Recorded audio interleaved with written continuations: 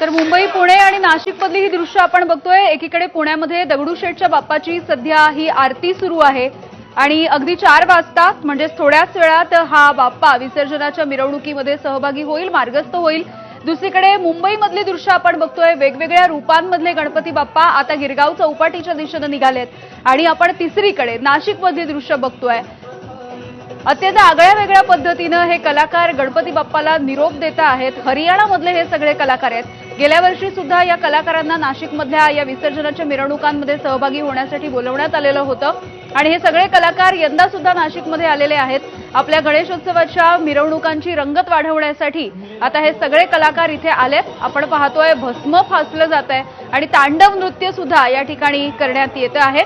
नाशिकमधली ही दृश्य आपण पाहतोय।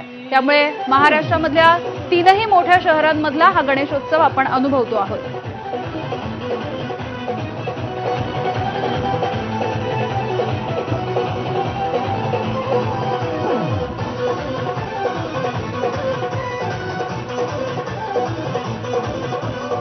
यानंतर आपण थेट पुण्यामधली दृश्य बघूयात। पुण्यामधला मानाचा पहिला गणपती, कसबा पेठचा गणपती याचं विसर्जन सध्या होतं आहे। अगदी सकाळी 9 वाजल्यापासून या विसर्जनाच्या मिरवणुकांना सुरुवात झालेली होती। त्यामुळे पहिल्या मानाच्या गणपतीचं विसर्जन सध्या होत आहे। गणपती बाप्पा मोरया, पुढच्या वर्षी लवकर या, गणपती गेले गावाला चैन पडेना आम्हाला असं म्हणत आता मानाचे गणपती यांचं विसर्जन एकामागोमाग एक सुरू होत आहे। त्यापैकी पहिला मानाचा गणपती त्याचं विसर्जन सध्या केलं जात आहे। पुण्यामधली आपण ही दृश्य पाहतो आहोत। पुण्यामधल्या कसबा गणपती बाप्पाचं विसर्जन सध्या होताना दिसतंय। पालखीमधून पारंपरिक पद्धतीनं वाजत गाजत त्याची मिरवणूक काढण्यात आलेली होती आणि यानंतर आता या गणपती बाप्पाचं विसर्जन केलं जात आहे।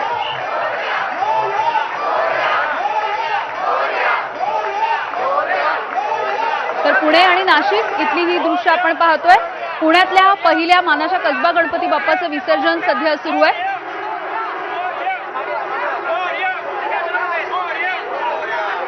त्यामुळे अत्यंत शिस्तबद्ध पद्धतीनं आणि वेळेचं पालन करत यंदाच्या वर्षी पुण्यामध्ये हा गणेशोत्सव साजरा केला जातोय। यापैकीच आज अनंत चतुर्दशीच्या दिवशी अगदी सकाळी 9 वाजल्यापासून या मानाच्या गणपतींच्या मिरवणुका निघाल्या आणि पहिला मानाचा गणपती पुण्यामधला कसबा पेठेतला हा गणपती आणि त्याचं विसर्जन सध्या होताना दिसतं आहे।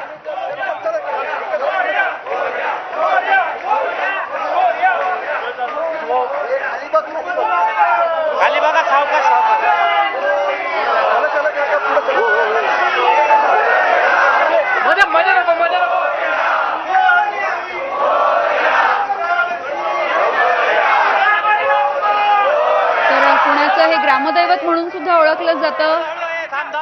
मानाचा कसबा गणपती, पहिला गणपती आणि त्याचं विसर्जन सध्या होतं आहे। पारंपरिक पद्धतीनं वर्षानुवर्ष ढोल ताशांच्या पथकांच्या गजरामध्ये या बाप्पाची विसर्जनाची मिरवणूक निघते आणि अखेर आता बाप्पाला निरोप दिला जाईल। फोटोग्राफर कुठे आपले आणि दुसरीकडे आपण पाहतोय तर दगडूशेठचा बाप्पा आता विसर्जनाच्या मिरवणुकीमध्ये सहभागी होण्यासाठी मार्गस्थ होतोय। त्यामुळे ज्या नेमून दिलेल्या ज्या वेळा होत्या त्या या सगळ्या मंडळांनी पाळलेल्या आहेत। दगडूशेठच्या बाप्पाची आरती आता संपन्न झाली आणि बाप्पाला निरोप दिला जातोय। बाहेर आणली जाते आणि आपण बघू शकतो भाविक मोठ्या संख्येने या ठिकाणी आलेले आहेत आणि गणपतीला लाडक्या बाप्पाला जो आहे तो निरोप दिला जातोय। खरं तर यंदाच्या वर्षी जो आहे 3रं वर्ष आहे दगडूशेठ हलवाई गणपतीचं, जे दुपारी म्हणजे साधारण 4च्या दरम्यान मिरवणुकीला सुरुवात करत नाही तर श्रीमंत दगडूशेठ हलवाई गणपतीची मिरवणूक जी आहे ती रात्री उशिरा निघायची। रात्री उशिरा गणपती जो आहे ते मार्गस्थ व्हायचे। या ठिकाणी सुंदर असा रथ बनवण्यात आलेला आहे आणि त्या रथातून जे आहे ते श्रीमंत दगडूशेठ हलवाई गणपती बाप्पाला ठेवलं जाईल आणि तिथून जे आहे ते विसर्जन मिरवणुकीला सुरुवात होईल। आपण खरं तर गेल्या काही वर्षापासून पुण्याची तर पुण्यामधल्या कसबा गणपती बाप्पाचं हे विसर्जन आपण पाहतो आहोत। साधारणपणे 1893 मध्ये या गणपती बाप्पाची स्थापना करण्यात आलेली होती, प्रतिष्ठापना करण्यात आलेली होती आणि पारंपरिक पद्धतीनं विसर्जनाच्या मिरवणुका त्याच्या निघाल्या होत्या। आता बाप्पाला निरोप दिला जातोय। ग्रामदैवत म्हणून ओळखला जाणारा पुण्याचा मानाचा पहिला गणपती, कसबा गणपती या बाप्पाचं आता विसर्जन केलं जात आहे. पर्यावरणपूरक